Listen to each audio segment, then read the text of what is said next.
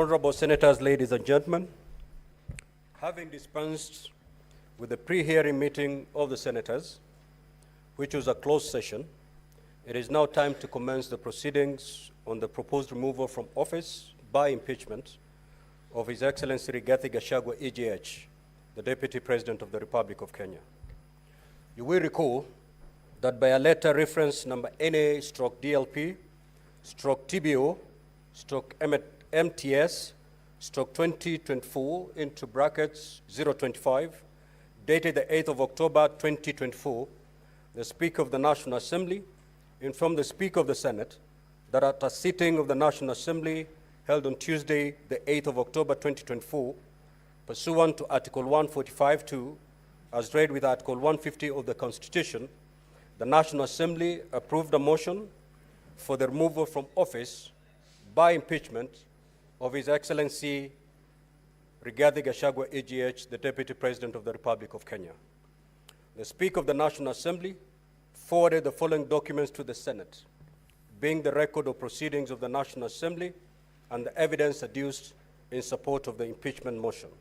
1, a copy of the notice of special motion and an affidavit of the Honorable Ekomas Mwengi Mutuse, OGW MP, dated 26th of September 2024 and received on the 27th of September 2024, running from page 40 to 42.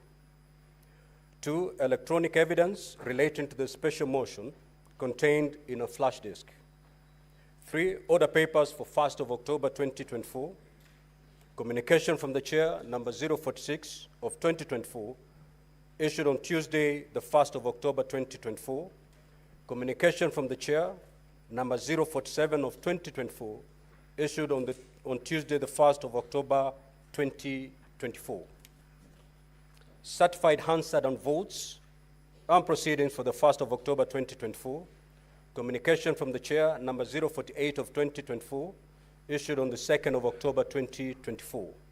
Letters of appointment of advocates for A, Swanyan Company Advocates for His Excellency the Deputy President. B, Dunstan Omari Advocates for Morani Manufacturers Limited. Letter to His Excellency the Deputy President forwarding the notice of motion. Affidavit of service on His Excellency the Deputy President. Order paper for the 2nd of October 2024. Certified Hansard and votes and proceedings for the 2nd of October 2024. Public participation advertisement of the 2nd of October 2024, being the Daily Nation newspaper, Standard newspaper, and Star newspaper. Public participation advertisement of the 3rd of October 2024, being the Daily Nation newspaper, Standard newspaper, Star newspaper, and Taifa Leo. Public views template, English and Kiswahili. Memo to constituency/county office managers, dated the 4th of October 2024. Public participation advertisement of 4th of October 2024, being Daily Nation newspaper, Standard newspaper, and Star newspaper. Order issued by the High Court, sitting at Kerugoya on Friday, the 4th of October 2024. Press statement by the Clerk of the National Assembly on the extension of public participation, issued on the 4th of October 2024. This communication is long, and bearing the situation of Senator Gloria Oroba, I will allow her to take her seat.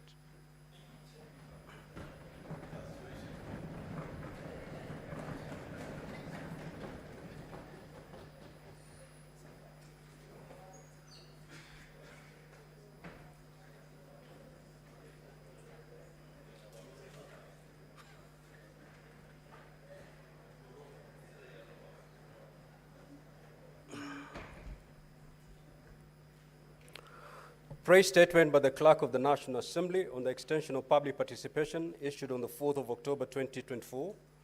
Public participation advertisement of the 5th of October 2024, being Standard, Saturday Nation newspaper, and Standard newspaper. Public participation report tabled on the 8th of October 2024. Response to the notice of special motion from His Excellency the Deputy President, received on the 8th of October 2024 at 4 p.m. Electronic evidence by His Excellency the Deputy President relating to the special motion contained in a flash disk. Order paper for Tuesday, the 8th of October 2024. Communication from the Chair number 049 of 2024, issued on Tuesday, the 8th of October 2024, and certified answered and votes and proceedings for the 8th of October 2024. Now, Honorable Senators, pursuant to Article 145, subsection 3A of the Constitution, and Standing Order 78-1 of the Senate, at the sitting of the Senate held on Wednesday, the 9th of October 2024, the charges against His Excellency the Deputy President, as contained in the motion of impeachment by the National Assembly, were read out to the assembled Senate. Honorable Senators, at this juncture, allow me to remind you of the mandate of the Senate in relation to the proposed removal from office by impeachment of the Deputy President as provided for under Articles 150 and 145 of the Constitution, as read together with Standing Order 78 of the Senate. In particular, Article 150 of the Constitution states as follows: the Deputy President may be removed from office, A, on the ground of physical or mental incapacity to perform the functions of the office, or B, on impeachment on the ground of a gross violation of a provision of this Constitution or any other law, and 2, where there are serious reasons to believe that the Deputy President has committed a crime under national or international law, or 3, for gross misconduct. 2, the provisions of Articles 144 and 145 relating to the removal of the President shall apply with the necessary modifications to the removal of the Deputy President. Now, Article 145 of the Constitution, Standing Order 78, Part 1 of the second schedule of the Standing Orders of the Senate, provide for the procedure to be followed in the hearing and determination of the proposed removal from office by impeachment of the Deputy President. Specifically, Article 145(3) of the Constitution and Standing Order 78(1) of the Senate provide that the Senate may, by resolution, appoint a special committee comprising 11 of its members to investigate the matter. Honorable Senators will recall that at a sitting of the Senate held on Wednesday, the 9th of October 2024, the motion for establishment of special committee was deemed to have been withdrawn pursuant to Standing Order 70.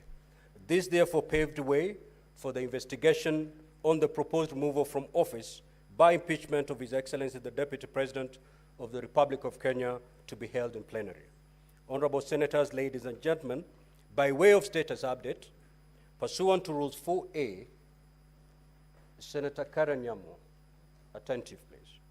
By way of status update, pursuant to Rules 4A and 6 of the Rules of Procedure, when considering the proposed removal of the Deputy President in plenary, the Senate invited the Deputy President to appear and be represented before the Senate during its investigation.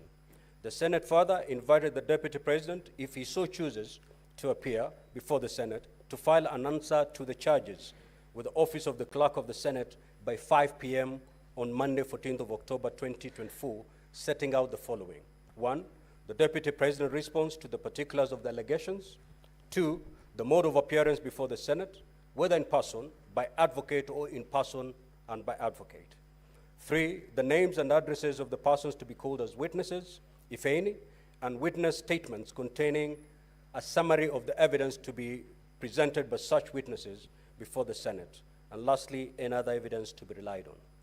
Pursuant to Rules 4B and 7 of the Rules of Procedure, when considering the proposed removal of the Deputy President in plenary, the Senate notified the National Assembly of the date for the commencement of the investigation and invited the National Assembly to designate members of the National Assembly who shall appear and represent the National Assembly before the Senate during the investigation. The National Assembly was further invited, if it so chooses, to appear before the Senate to file with the Office of the Clerk of the Senate by 5 p.m. on Monday, 14th of October 2024, setting out documentation of the following. 1, designating members of the National Assembly, if any, who shall attend and represent the National Assembly in the proceeding before the Senate. 2, indicating the mode of appearance before the Senate, whether in person, by advocate, or in person and by advocate. 3, indicating the names and addresses of the persons to be called as witnesses, if any, and witness statements containing a summary of the evidence to be presented by such witnesses before the Senate. And lastly, specifying any other evidence to be relied on. Now, honorable Senators, ladies and gentlemen, on 14th of October 2024, the Office of the Clerk of the Senate received a response reference reference number SW, stroke PET, stroke 153, stroke VOEN, stroke 01 2024, and dated the 14th of October 2024, to the invitation to appear issued to the Deputy President from a Sanywa company advocate, who indicated that His Excellency the Deputy President had appointed the firm to represent him in the proceedings before the Senate, and that the Deputy President would also appear in person and by advocates. The letter also indicated the list of counsel representing His Excellency, the Deputy President, and the list of witnesses for the Deputy President. Similarly, on 14th of October 2024, the Office of the Clerk of the Senate received a response reference number NA stroke CAN stroke CO stroke 2024 into brackets 562 and dated 14th of October 2024 to the invitation to appear issued to the National Assembly from the Clerk of the National Assembly, indicating that Mrs. G&A Advocates LLP had been appointed to represent the National Assembly and that the National Assembly would appear in person and by advocates. The letter also indicated the members of the National Assembly representing the National Assembly in these proceedings and the witnesses for the National Assembly. Pursuant to Rule 8 of the Rules of Procedure, when considering the proposed removal from office of the Deputy President in plenary, on Monday, 14th of October 2024, the Clerk of the Senate furnished each party with the documentation filed by the other party in accordance with Rule 6 and 7 of the Rules of Procedure. Honorable Senators, ladies and gentlemen, the hearing program, which has been appended to today's order paper, details the various activities in the hearing and determination of the matter and the time allocated for each activity. It will be crucial that all parties comply with the time allocated. I will repeat, it will be crucial that all parties comply with the time allocated. The parties will be notified of the balance of time on each activity through the clerks at the table. In summary, the program states that after we have dispensed with the preliminary matters today, Wednesday, 16th of October 2024, the charges against the Deputy President, as submitted by the National Assembly, shall be read. Thereafter, His Excellency the Deputy President will be given an opportunity to take a plea on the charges.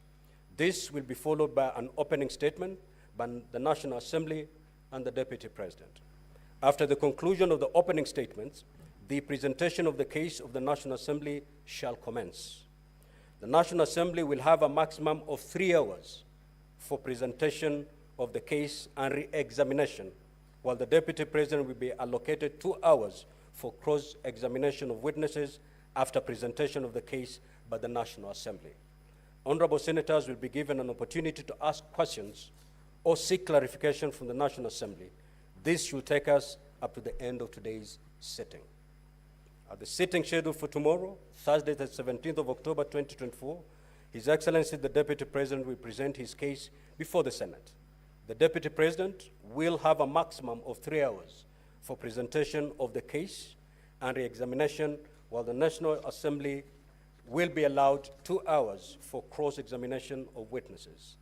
Honorable Senators will also be given an opportunity to ask questions or seek clarifications from the Deputy President, following which the closing statements by the parties will be made for a period not exceeding 1 hour each.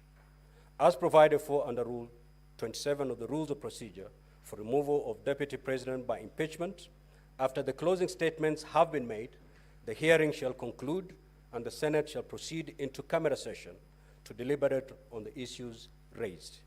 The Senate shall thereafter proceed to debate a special motion prior to voting on each of the charges. At this stage, a supplementary order paper will be issued to facilitate this debate. In accordance with Article 145(7) of the Constitution and Standing Order 788 of the Senate, the voting shall be by all senators. The Deputy President shall cease to hold office if at least 2/3 of all senators vote to uphold any of the impeachment charges. If, however, the vote in the Senate fails to result in the removal of the Deputy President, the Speaker of the Senate shall notify the Speaker of the National Assembly accordingly. Honorable Senators, I now invite Counsel for the National Assembly to introduce the legal team of the National Assembly and the members representing the National Assembly by stating the full name and designation of each person. You may proceed, Counsel.